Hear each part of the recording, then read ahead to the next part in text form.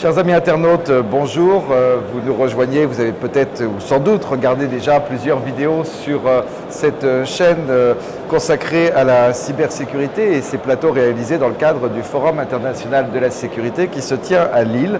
Nous avons parlé de différents sujets et notamment d'industrie ce matin.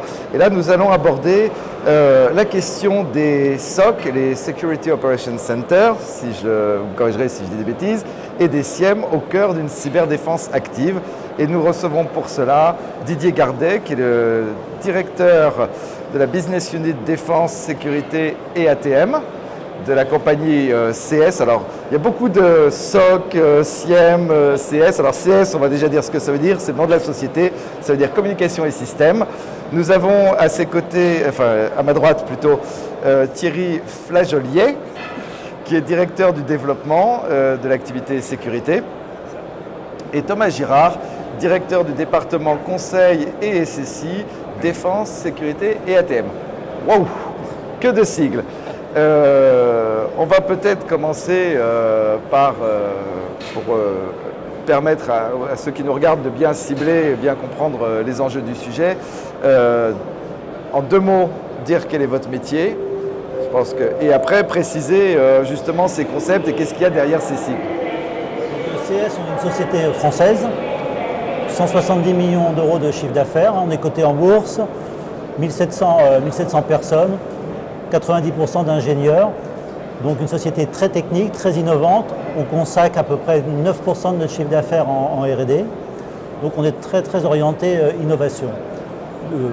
CS, opérateur intégrateur du système critique. On fournit au ministère de la Défense et au ministère de l'Intérieur depuis de nombreuses années des systèmes d'information opérationnelle, tels que les centres de commandement de la police, la rénovation des centres des bases aériennes. Donc ça fait des années qu'on est confronté à la problématique de la sécurité, et on a développé beaucoup de compétences et de solutions techniques nous permettant d'apporter des solutions dans la cyberdéfense active un petit peu à ces grands donneurs d'ordre. Et on s'est basé sur cette compétence et notre innovation technique pour offrir au monde des entreprises et du privé de telles solutions. Donc vos clients sont essentiellement des services de l'État, de sécurité, la police, je sais pas, le contrôle aérien, des grandes entreprises industrielles comme… Absolument. On est ministère du Transport avec la DGAC, ministère de la Justice, où on délivre aussi des systèmes opérationnels. Donc toujours dans des environnements où la sécurité du système, mais aussi des infrastructures est importante. Donc on a mis à disposition de ces grands ministères des solutions. Voilà. J'imagine que les cibles, vos cibles commerciales, vos clients potentiels, actuels ou futurs, maîtrisent à peu près les grands concepts, mais pour que personne ne soit perdu, le centre opérationnel de la sécurité et le Security Information Management, en deux mots, de quoi s'agit-il ?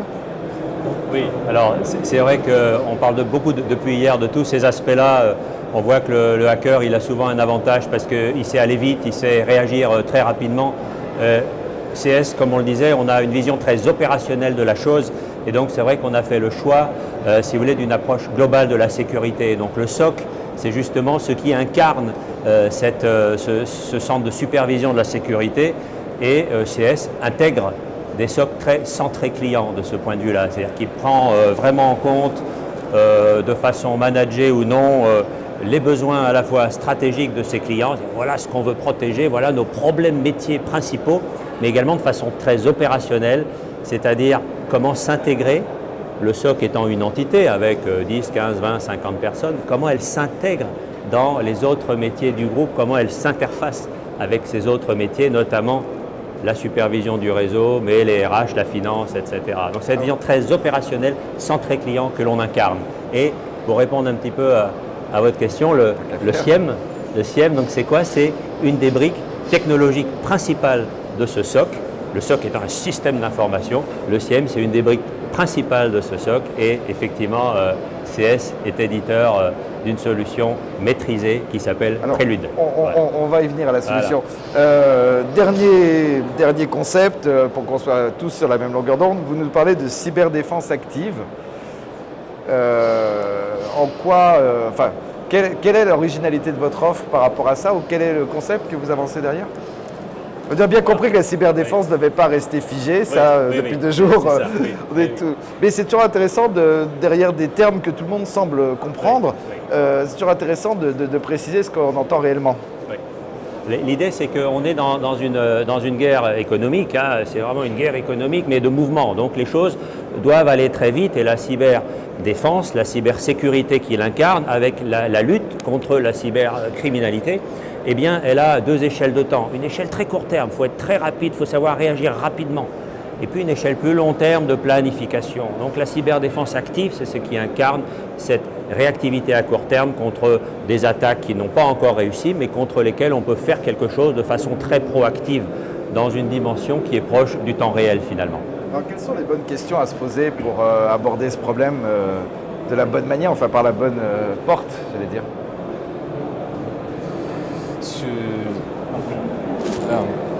Les bonnes questions, c'est, avant tout, il faut peut-être démystifier un petit peu ce que c'est que la sécurité. La sécurité, c'est la protection de biens essentiels en disponibilité, en intégrité, en confidentialité. Donc avant tout, la bonne question à se poser, il y en a à mon avis qu'une, et après les autres découlent, c'est qu'est-ce qu'on veut protéger et à quel risque on veut quel risque on veut parer. Voilà.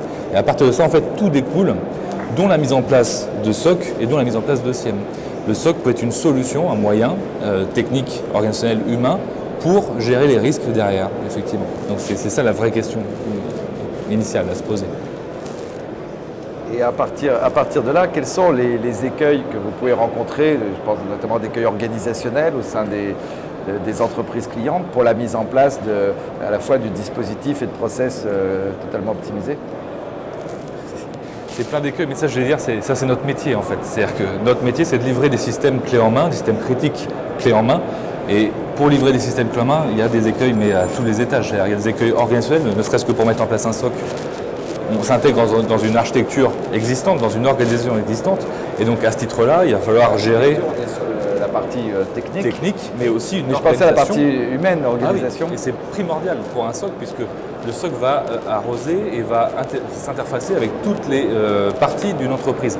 Le juridique, la direction générale, la communication, les techniques, bien évidemment, la DSI, la gestion d'une crise cyberdéfense, ça concerne effectivement tout le monde. Et dans quelle mesure, justement, la prise en charge de cette cybersécurité à travers le SOC, finalement, fait évoluer l'entreprise, l'organisation? On a beaucoup entendu ce matin qu'une des premières failles, par exemple, on peut même qualifier ça, parce que le terme est volontairement fort, de faille, c'est l'organisation de l'entreprise en silo, où chacun est dans son coin et fait ses affaires. J'imagine que le SOC contribue à changer, à transformer le fonctionnement de l'entreprise. Alors, comment ça se passe? C'est vrai que l'avantage du SOC, c'est qu'il est agnostique par rapport au silo de l'entreprise. Lui, il travaille pour toute l'entreprise, comme un prestataire de services, de contrôle et de supervision, qui va travailler à travers des processus existants ou à créer avec tous les départements ou toutes les directions de l'entreprise. Et pour ce faire, c'est vrai qu'il y a au sein de notre SOC, du SOC CS, on peut dire 3 aspects importants. L'aspect de veille-prévention qui permet de travailler en amont avant que les attaques ne se manifestent ou réussissent. Il y a un aspect réellement de détection, et là on est vraiment sur souvent des technologies très à la pointe qui peuvent être proches du temps réel ou en temps très différé, et d'alerte. Et puis la partie traitement, remédiation, la partie qui traite en fait l'après, et c'est dans cette partie-là que ça s'interface notamment avec beaucoup de ces silos dont on parlait. Et donc c'est de faire travailler les gens ensemble sur la question de la résolution d'un incident qui a été identifié. Alors, pour ceux qui ne seraient pas encore dans vos clients, enfin qui ne compteraient pas encore parmi vos clients, quand vous arrivez chez un nouveau client, quelles sont les étapes pour passer à l'action à vos côtés? Pour la mise en place d'un SOC, c'est à long terme. C'est un projet d'envergure. Il faut que ça soit suivi par toute l'entreprise, notamment la direction générale. Et c'est quelque chose qui va se mettre petit à petit. On va peut-être commencer par mettre en place un site pilote, puis après développer les indicateurs, et ça se fait en fait par itération successive. On n'arrive pas, et tout à l'heure je pense qu'on va parler du produit du SIEM, il y a une idée. Il y a une idée sur le marché dans les années 2005 qu'on arrivait, on posait la boîte, on branchait, ça fonctionnait. Ça c'est pas du tout le cas. Le SIEM et le SOC encore plus, c'est un projet et ça se construit dans la durée. Ça s'accompagne. Et puisqu'il n'y a pas un SIEM, il n'y a pas un SOC, mais en fait il y a des SOC par entreprise parce qu'on va changer des choses au niveau de l'organisation, on va l'adapter à l'organisation d'entreprise, aux moyens, aux risques tout simplement qu'il veut couvrir. Voilà, c'est ça l'idée. Donc c'est pas effectivement one shot. Merci de votre participation. Bonne fin de salon.